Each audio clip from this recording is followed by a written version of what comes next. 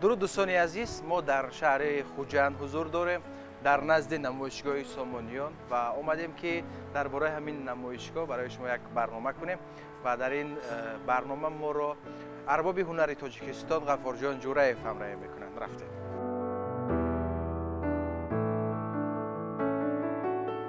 درود دوستان.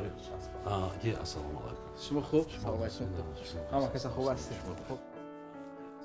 ما تصمیم داریم که یک برنامه تهیه کنیم درباره همین نمایشگاه سامانیان و می‌خواهیم که شما در این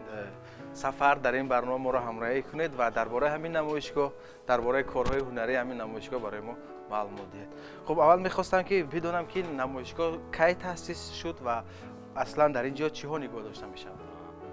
عموما این بنا اگر از خود تاریخی بنا بگیریم این سال‌هایی که قصر ارباب از طرف دوکرات قهرمانی دوره شوروی اورون خوجاєв ساخته شده بود. سال 51 آغاز یافت. همون دوره پارالل نه، یعنی در اینجا هم این بینایی که در اینجا می‌بینید همچون چایخانه موسیفیدان تشکیل شده بود که شما از تاریخ با خبر هستید که در اینجا مسجد شیخ مسعودی وجود دارد و در اینجا در حقیقت برای انعکاس کردن همون دوره یعنی هنرهای ملی بغیر از این صنعتی معماری بود، صنعتی معماری هم اروپایی هم شرقی هست. این اگر تخمین کنید در شیفت‌های اینجا نگاه می‌کنیم نقشه‌نگار ملی که برتر اینا نشون میدیم استادای بسیار با مهارت خوجندی این نقشه‌نگار رو آفریدند و عموما آغاز آرت گالری سامانیان 1999 1100 سالگی دوره سامانیان 1100 سال همون دور آغاز کرد که البته 23 سال اینجانب در اینجا نمایش اثرهای هم رسامانی کسبی هم هنرمندان هم جوانان و هم کودکان در اینجا رسامانی هم شهر و هم ولایت اثرهای خودشون رو پیشکش نمایش میکنن. من در اینجا اگر نگاه کنید نقشه‌نگاری ملی که این کندال کاری که هنرمندای شهرمان این را اجرا کردند که برای یعنی مهمانان هم داخلی و هم بیرون از تاجیکستان بسیار از این هنرهای مردم ما برخوردار شدند و بهای بلند هم داده شدند که در حقیقت یک مانی قلم هستند. و گفتید که این بنا با شکل و طرز معماری عجیبش قدیمی است و بیان کننده مثلا تاریخ معماری ما است. مثلا همین برابر در آمدن همین سقف ما رو بسیار جلب میکنه. صنعت نقاشی که با یک مهارت خیلی بلند ساخته شده است. این استادها البته در حیات نیستند لیکن بسیار آدم شخصانی بودند که آفریده این شخصان ایجاد آنها در همون قصر ارباب هم وجود دارد که این سال 1958 به اتمام رسیده است. یک چند استادهای نامدار استاد غفار و منصورف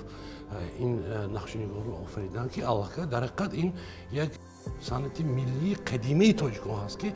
من فکر میکنم که این آرت گالری سامانیان در حقیقت هم به منطقه هم به موقع شده است برای که برای سیاحانی که از بیرون جمهوری میبینند برای ما هم این صنعت تصویری معاصر میبینند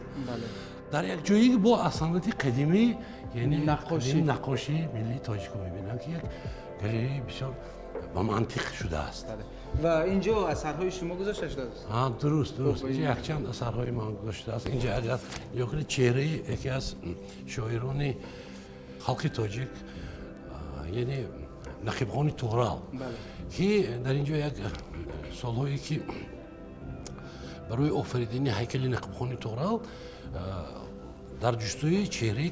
این نقیبخان تغرل بودیم. در خانواده و اولاد آن شخص زنده هستند لیکن یگان رسمی که از آن باقی مانده است نبود. لیکن یک عجایباتش همین که همین اثر رو ساختیم این بی سبب شده نبود و از طرف خودی خانواده نبیره ابیرهاشون در حقیقت در همین رسمی که دیدن بابای خودشون رو دیدن. وقتی که این چهره رو آفریدن هم در کار بود من در فکر و ذکرش ما تا آرخیف های سن پتربورگ و دیگر جاها برآمد کردیم که یگان رسم باشد نباشد اولادای پرسیدیم نبود لیکن یک روز ناخواست همین خیال شد که در یک معرکه با یک معلمی که کار میکردند و آدم آخرین وقتا در نفقه بودن و هر روز شدن گفتن که آدم پرسیدن که غفار جان میگن شما آخری وقتا چیکار کردید؟ این من گفتم یک چیز به من بسیار کوشش کردم غیرت کردم که من همون چیز یافتم در کار چیکار کردین ما یک چهره نقیب خان تورال ساختن هم در کار بود کشیدن هم در کار بود لیکن یگون رسم ندارد از یگون نوشتجات ها چهره و نیافتم همین خیلی من زیخ بودم گفتم که این ببینید گفتم ما یک چیز شما قصه میکنم گفتن اگر خواهید معلش من گفتن سالهای 67 سال وقتی که اون شخص به دانشگاه داخل شدن به خانه میرن جوان و یک استادشون میگن که تو بچه‌م از کجا میشی؟ من گفتم اخو جان نی بنوگو همین نقیب خان تورال به ایگون خشتاواری نداره و یا اون وقت میگن من درباره نقیب خان تورال نمیدونستم میگن همه خیلی گفتن همه خیلی تو بسیار مانندی به همون آدم داره برای که من وای شخص رو خوب نقض میشناختم امروز من حضور دیدم که بسیار مانندی داره این حیات ببینید وای گفتم من گفتم نه من یگون از وای نه من یگون خشتاواری ندارم لیکن همین گپو گفتم بعد رفتم بعد فکر کردم که این نقیب خان تورالش کی باشد میگم که این یک شاعری همون بسیار بزرگ بسیار مانندی داشتیم این چیز برای من اساس شد که همون وای آدم علاقه کلانسال بودم لیکن نقیب خان تورال در سالهای این رسمی نخمینن سالهای 50 سالگی نقیب خان تورال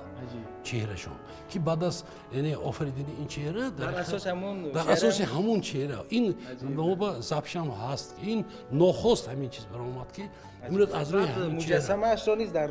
نوحه عینی در نوحه عینی ها در نوع ساختم که کار شما است درست چهره همون این یک آزمون بود ابو محمود خوجندی البته این تصدیق نشده است لیکن من فکر کردم که بعد از چه همین چیز را آفریدی من لیکن ولی رسمی عمیقی تصدیق شده ابو محمود خوجندی وجود ندارد لیکن این یک فکر است من با یک چند تا کشیدگی بودم یک تاش در استخوانه شهر خوجند وجود دارد یکی از چهره هایی که در تخیل شما همین را تصور کرده همین عجیب خیلی جالب است این ژانر منظره نویسی منظره های کوهستانی خودمان که در اینجا انعکاس شده است در اینجا یعنی اثری فیلسوفان از انسانیت که پیدا شده است فلسفه پیدا شده است و ما از مکتب‌های عالی عموما برخوردار هستیم که وقتی که انسان پیدا میشه و از پدر مادر یا از که سوال پیدا میشه ما از کجا هستیم چه هستیم فلسفه رانی یعنی کودک پیدا میشه در اینجا یعنی من نام اثر رو فیلسوفان موندم اگر رمزی در اینجا گوییم که همین روی عالم گیریم همین چوبه رو در اینجا سه شخصی بزرگانی فیلسوفان نشستند که یعنی نماینده های فلسفه یعنی ما از فلسفه میدونیم که نماینده ها هستند نماینده فلسفه شرق نه عموما انسانیت برای که سه وای یک لاگر میگیم گروه هستند که ماتریالیست ها هستند ایدئالیست ها هستند و دوالیست ها هستند در فلسفه که این سه گروه که با یکدیگر سالهای طولانی این هزار سالها بحث مبارزه است که انسانیت عموما اول روح است یا جسم است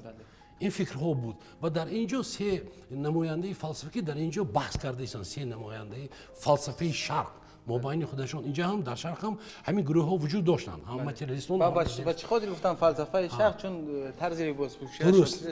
درست در اینجا هم فلسفه ای که در شرق بود ممکن در اروپا اون دارم بود نبود یعنی با تکیه به فلسفه شرق اروپا هم پیدا شد این فلسفه ها لیکن در اینجا اگر نگاه کنید همین عالمی هستی ما اگر به نظر گیریم نگاه کنید رنگ و بوری بسیار تاریک است لیکن در بعضی جاها رنگ های روشن پیدا شد که این یعنی این چی رو نشان رمزی اون است که ما این زمین رو اکنون یک قسمش رو آموختیم یک قسمت کوچکش رو آموختیم که با رنگ‌های روشن نشان داده است لیکن بسیار حالی چیزا هست که حالیمون کشف نشده است و در همون کشف شده هم با بعضی یک خطای تاریکی است که نفهمه حالی این هم همون دوره همون کشیده هایی که کووید پیدا شد و هر دفعه نوی دیگرش میبر اومد نو این همون گوییم اول پیدا شد با نوهای نوش پیدا شده ایستادن که انسانیت از همون چیز بیخبر این اثر یک عجایب شده بود یک سال در نمایشی آرت سیمپوزیومی در روسیه شده بود من رو همچون نماینده رسانه تاجیکستان تکلیف کرده بودن و موضوع داده بودن گفتن که هر یک ملتی که به اینجا میبیاد باید یکون موسیقی یا سرودهای خودی ملی خودشون رو در صحنه تصویری ifade کنن این کار یگان وقت شده نبود که صنعت موسیقی صنعت تصویری گراندن برای من بسیار یک چیز نوام بود و عجایبم بود و مشکلم بود چی پیشنهاد کنم چی پیشنهاد کنم که با اونجا من باید روام اجرا کنم بعد فکر کردم خیجک نواز این نامش خیلی با زبان روسی میگم موزیک پوستینی پوت کستینی یعنی موسیقی بیابان راه به حق و در اینجا در حقیقت مونده یک موسیقی چولی عراق است که خلق نوشته است بسیار چیزی وزنین موسیقی وزنینی که آدم رو به غرق فکر میبرد وقتی که همین ماتم یکسی میشن این موسیقی رو میمانند و در همینجا این انعکاس هم موسیقی چولی عراق نشان داده شده است که در همون عراق یعنی یک بیابانی بود است که مشکل گذر نه همه این حاجیایی که به سفر میبراندن اون چیز رو طی کرده میدونن لیکن در این موسیقی آنها رو راهنمایی موسیقی یعنی موسیقی نوازان این همون مشکلی که در همون راه دیده است حیاتی که دیده است از من جسمش گذشته ایستاده است همه میرم این سفاره ها و راه به حق و یعنی حق رسیدن خانه خدا رفتن این همین مشکلی اثرش بیشتر کارهایی که شما انجام میدهید من همین گونه توجه کردم که در اساس تاریخ در اساس فلسفه در اساس مطالعه روی کار درست خودش اون اثر وقتی که آدم میآفرد اگر هم مضمون هم شکل مطابقت نکنه اثر نمیشد و عموما رسمی بعضا شخصا فکر میکنه این رسمی همین رسمی شد نه این کاری ذهنی است اگر به علم به فلسفه به تاریخ تکیه نکرده آفرد و یک چیزی مکمل شده خالی میشه این رسمی وای автопортрет میگه رسمی خودم این یک چند سال 97 سال شد جوان‌تر بودم وقتی که رسم میکشیدم آینه به نگاه کرده همین اولی دخترچم حضور کلان 30 سال شده همین رسمی دخترچم لیکن ناتمام مونده است و کودک بوده اومده اسیانی من نگاه میکردم آینه به همون رسمی میکشیدم منم وای خبرش اینه که ما همون رسمی بعد و بازی که رفت و همین مون ناتمام لیکن همون وای عجیب و این اثر فاجعه عموما صنعت تصویر این خودش چی است این برای ایدئولوژی است برای تربیت کردن گوییم خون نسل نوروز خو انسان ها باید باشد چه واسطه رمز بعضا وقت اندیشش رو مثلا در اگر در نظم و نثر با کلمه ها ifade کنن یک مضمون رو یک غیر انعکاس کنن رسام ایجادکار باشد با شکل و رنگ و بر همون فکر خودش رو رمزی تشبیه داده است انعکاس میکند و این فاجعه‌ای که در اینجا میبینیم یعنی مادرگاوی که فرزند ففتیدنی فرزند خودش رو دیده است که قصاب برای کشتن تیار کرده که فرزند خودش رو دیده با فلک داد زده با خدا داد زده خون گیره کرده برای چی فرزندی بنمیکشه یعنی همون دوره هم دوره بسیار وزین بود وقتی که میدیدیم پدر فرزند خودش رو گم کرده است یا مادر فرزندش یا فرزند پدرش رو گم کرده است یک دهشت بود و اون چیز رو انعکاس کنیم اینقدر اما از تلویزیون دیده ایستادیم ما چی برای همین این به تشبیه داده یعنی ابرزی مادرگاه و فرزندش نشون دادیم که اگر مادرگاه وقتی که ففتیدنی فرزندش میبیند اگر فلک به دوز خون گیره کند همون وقت مادرها چی گیره کردن وقتی که فرزند خودشان رو دیدن انسان است و در میکنند و چی فکر در کردن این برای که همین جنگ و جنجال خوب نیست که این چیز برای پدر و مادر و برادر و این بسیار چیز عذاب است خیلی این یک پورتری چهره نگاره که در آنجا یک چهره نیزویست نمیدون این کرانسکوی با همون بسیار مانندی داشت برای همین این چیز را انعکاس کرده شده است خیلی این اثری وای چی میگن انتظاری یعنی همین کودکان مادر کودکان انتظار یک چیز رو انسان ممکن پدر هستند که از ایستادن ممکن از یک طرف اون روشنی آمده ایستاده است لیکن جا تاریک در اونش غمگین انتظار پدر یک شخصی نزدیکش رو انتظار شده از جای نشستش از انتظاری تقریبا گفتم که بس هم مبادل شده و یک چیز است که مثلا فکر میکنم که این واقع بیشتر از نورسان تعلق دارد کودکان خب وقتی شام انتظار میشن که کی پدرشون از کار درست و ساعت‌های انتظاری بسیار طولانی میشن عجیب خیلی عجیب خب و همین گونه در همین نمایشگاه اثرهای زیاد جای داده می شود برای ما یک چیز دیگر جالب است که شما بغیر از اونه که بسیار یک مصور، یک رسامی بسیار ماهر است. بعضا کارهای مانیمنتالی نیز پیشنهاد میکنید که در تمام کشور هست در نمونهش و مثلا در باغ جامعه نوایی، مجسمه جامعه نوایی، مجسمه استاد عینی و طغرل، نقیب خان طغرل که اینجا مثلا نمونهش رو پیشنهاد کرده. خب این کارو درباره این کاراتون که بیشتر مثلا من درباره یک چیز گفتنی هستم، درباره مثلا اسماعیل سامانی که در اینجا انعکاس شده است. اسماعیل سامانی بسیاری در شهر ما هست، همه خیلی مؤلفان کردن، لیکن هر یک چیزی که در اینجا انعکاس شده است بی مضمون نیست.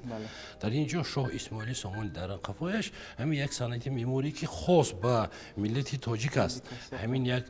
گویم الیمنت، یک قسمی ارکی همون دولتواری در اینجا در حقیقت در ازبکستان مثلا دو شاعر رو نشان میدهند، ممکن هم فکر هم دوست نشان میدهند، لیکن از تاریخ علمی جامعه نوایی نگاه کنیم اینها استاد و شاگرد بودند. به همین خاطر استاد جامعه نشستند و نوایی با احترام در نزد آن کس. درست. همین گونه یک رمزی استاد شاگردی بود. اینها همشون در یک روی طریقتی نقشبندی بودند. در طریقت اهل تصوف. در تصوف هفت زینه دانش است. که در اینجا رمزی هفت زینه رو نشان داشته است که زینه آخرش به حق میرسد، یعنی شخصی به کمال رسیده و یعنی به خدا نزدیک می شود، یعنی بسیار بزرگ است و در اینجا در حقیقت استاد عبدالرحمن جامی شخصی به حق رسیده بودند و استاد علیشیر نوایی هم به حق رسیده بودند، لیکن در کتابشون این علمی است، در کتابشون نوشتند که من در کدام منصبی بلند یا پایان نبودم، وقتی که پیش استادم میوندم من شاگرد میبودم. لیکن شخصی به حق رسیده بودن این شخص هم، لیکن از سبب اون که باید گفتن که من وقتی که پیش استاد می آمدم من شاگرد بودم، اون شخص رو مخصوص من در زینه یعنی ششم و استاد جامی رو در زینه هفتم همچون استاد نشان داشته و در آدابنامه اهل تصوف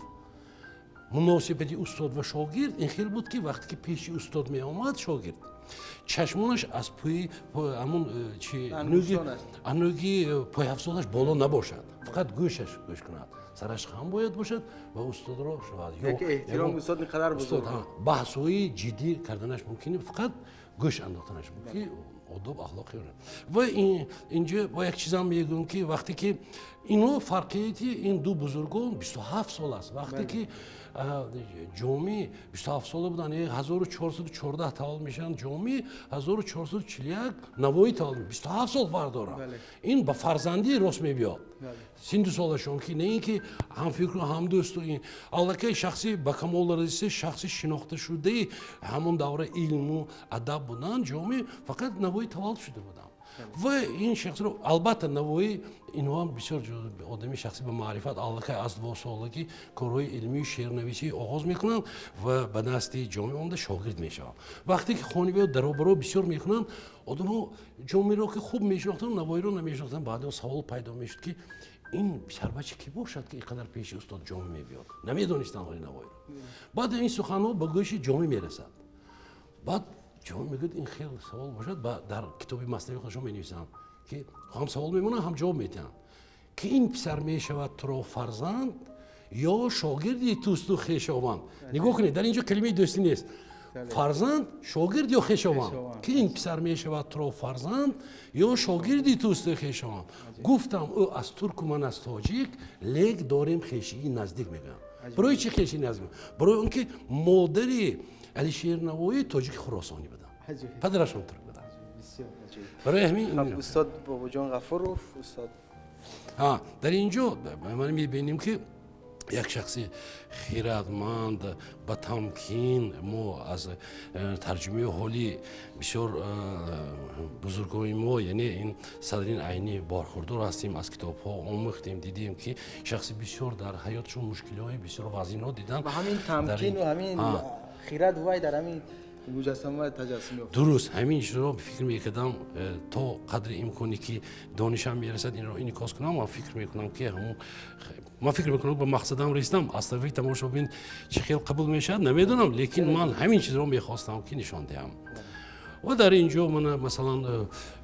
استاد بابا جان غفوروف که یکی از اولیمون شناخته شده دوره شوروی و تاجیکان بیرون از اون بودن هستیم. این شخص رو در همین حالت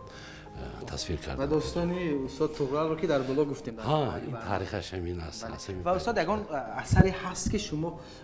تا حال اجرا نکردید و میخواهید که همین رو در شکل مکمل. درست. من سالهای 82 آخر سال 80 بود یک کتاب اکادمیک اکبر تورسونوف است. احیای عجم. بله. این هم کتابی تاریخی فلسفی است.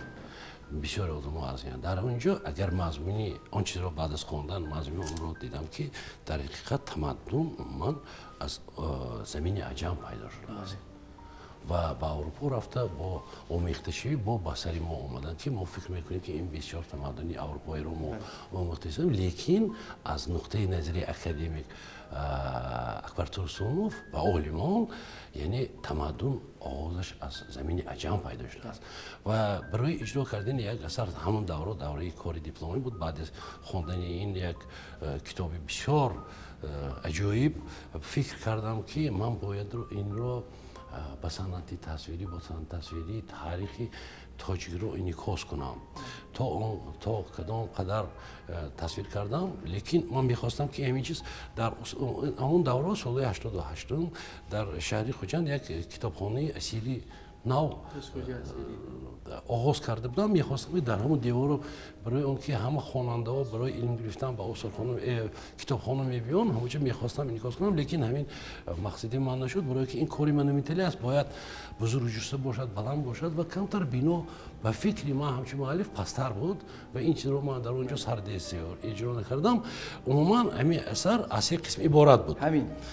از سه قسم عبارت بود. این چیز مونومنتالی دیواری مابینش این از دو طرف دیگر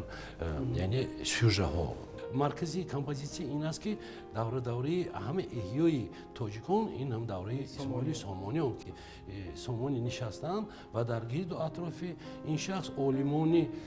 بسیار بزرگی جهانی گفتند. ممکن است که این خیام هستند و سینا هستند و بیدل هستند و کمال خوجندی و زیبانی سوی دیگر عالمایی که در اینجا بودند. رمزی هست که یعنی در اینجا میزی که میبینید در اینجا در طبق تنگه‌های طلا یا چیا هست که در اینجا یعنی اولیمان حسابات علمی و فرهنگی پیش پادشاه داده ایستادند و پادشاه مکافاتانیده ایستادند این بزرگا را برای پیشرفتنی. اینجا تیمور ملیک است و تومیریس و اسپیتامین است. این در یک چند عصر زندگی باشن رمزی یک جا کردن که هدف اساسی اینها چی بود؟ حفظ کردن وطن بود. روایت ها هستند که نام پیدایشی شهر خوجند یک چند هست. یکی از همون روایت ها اینجا خوب جمع که میگوییم در همون یک دور و زمان در همین شهر بسیار بی‌ترتیبی های و کارهای زشت و همین بسیار شد از طرف خدا. یعنی یک به همین شهر چی بود؟ همچون یک قیامت آب و آلو و زمین لرزه ای که بود. در این زمین لرزه آب و آلو شخصانی که روحان جسمان ناپاک بودند در اینجا فف دیدند و در همون دوره شاه میگن انوشیروان عادل داشته است که آمده اینها رو از همین آب و آلو رهایی میکنند که این شخصانی که ماندن این یعنی هم روحان هم جسمان آدمانی پاک بودند که برای احیا کردن دوامی جان یعنی یک چند شخصانی باقی ماندن که برای همین گفتن که خوب جمع و امروز ما خوجند میگیم. این روایت است. البته برای همین هم یک قسمی این کمپوزیسی اثری که میبینیم این فاجعه طبیعی که از طرف طبیعت گوییم از خدا شده است، لیکن اون فاجعه که میبینیم انسان خودش ساخته جنگ و جنجال داشته. یعنی همین گونه یک داستان عجیب است در همین. مقصد اساسی همین بود که نوابسته به همین فاجعه های صنعی و طبیعی در زمین عجم علم، فرهنگ، تمدن وجود داشت که این بزرگا پیدا شدند. واقعا عجیب است. تشکر. و در این برابر استاد شاگردان شما نیز هستند که در همین نمایشگاه اثرهای خودشان را پیشنهاد می‌کنند. درست اینجا شاگردها همکارا هستند. به نزدیکی در ارتگالی سامانیان یکی از رسامانی بسیار با مهارت که یک اسلوبی نو هم گفتم می‌کنید یک روی نو که در قالین میسازن امروز بعضی در قالین میکنن. ما بسیاری وقتی که چهره ها رو در قالین میبینیم فکر میکنیم که این رسمش رو گرفته است و به دستگاه داده و دستگاه چاپ کرد، لیکن این چیز رو دانستن در که پیش از به دستگاه دادن کاری ایجادکار رسم بسیار است که در اونجا 4-5 نمودی رنگ وجود دارد رشته ها که وای رو اومیخته که ایستاده این حالت رو شکل و نشان دادن به هر یک رسم موفق شدنش مشکل است لیکن وابسته به همین رسم که متخصص این سوها هستن در اینجا چیکار که می‌بینید در همه ژانر ژانر ناتورمورت نویسی چهره نگاری منظره نویسی یعنی اثرهای خودشون رو انعکاس کردن در کل اینکه بسیار اینها قبلا کارهای مصوری بود اینا رو تصویر کردن درست اول بسیار چیزها رو با قلم با رنگ و بوری همون خودشون یا آبی میگم یا روغنی اجرا میکنن وقتی که به خودشون معقول میبیاد بعد این رو برای دستگاه تیار میکنن که بعد دستگاه این رو یعنی یک صنعتی نو است همون که کار که با دستگاه ها این کار میشه با دستگاه برای که در همه جمهوری گوییم اتحاد شوروی این وجود ندارد من در تاجیکستان وجود دارد در سمرقند هست مثلا در قزاقستان قرقیزستان این چیز وجود ندارد و رسوم های آنها از این چیز برخوردار نیستند کارهای خوب کردن تشکر زیاد استاد واقعا صحبت کوتاه داشتیم میتوانیم که درباره اثرهای دیگر شما ساعت ها حرف زنیم و امیدواریم که باز همین گونه یک فرصت دست میدهد و ما باز یک جا می‌نشینیم و درباره کارهای دیگرتون صحبت خواهیم کرد من از شما می‌دارم که امروز ما را در این برنامه همراهی کردید و خیلی صحبت جالب نیز داشتیم به شما تشکر میگیم من از فرصت قلای استفاده برده یک چیز رو گفتنی هستم پیش از همه به همه شما تشکرهای زیاد که شما دستگیری هنرمندان و ترغیبات تشویقات میکنید اون هنرمندان رو نشون میدید در ردیف همین یک چیز رو گفتنی هستم که عنوان صنعت در اون دولتی که آرام است و انکشاف می‌یابد در همان دوره انکشاف می‌یابد لیکن ما دیده ایستادیم که صنعت تصویری ما هنرمندی ما انکشاف یافته است و این بینایی که در اینجا می‌بینید برای ترغیبات و تشویقات هم صنعت ملی تاجیکی و هم صنعت معاصر که این هم صنعت علاقه تاجیک‌ها هست ترغیب و تشویق است بگذار چنین گالری‌ها در تمام جمهوری با همین شکل باشد که مهمانان هم خارجی های دور و نزدیک از یعنی صنعت ملی تاجیکی برخوردار باشند که این نقش نگارها بسیار چیز عجایب برای دیگر سیاحان است. تشکر. خسته نباشید.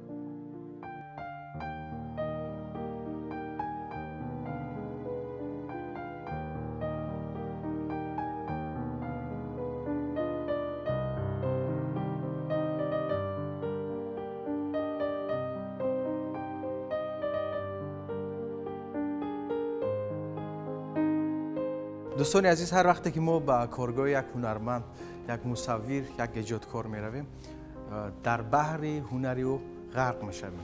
و امروز نیز ما در بحر هنر یک نفر هنرمند محبوب خوجندشهر غفور جان جوریف غرق شدیم و از هنر و مهارت و از دانششان بهره بردیم برنامه میگویند که بود تا دیدار دیگر خیر.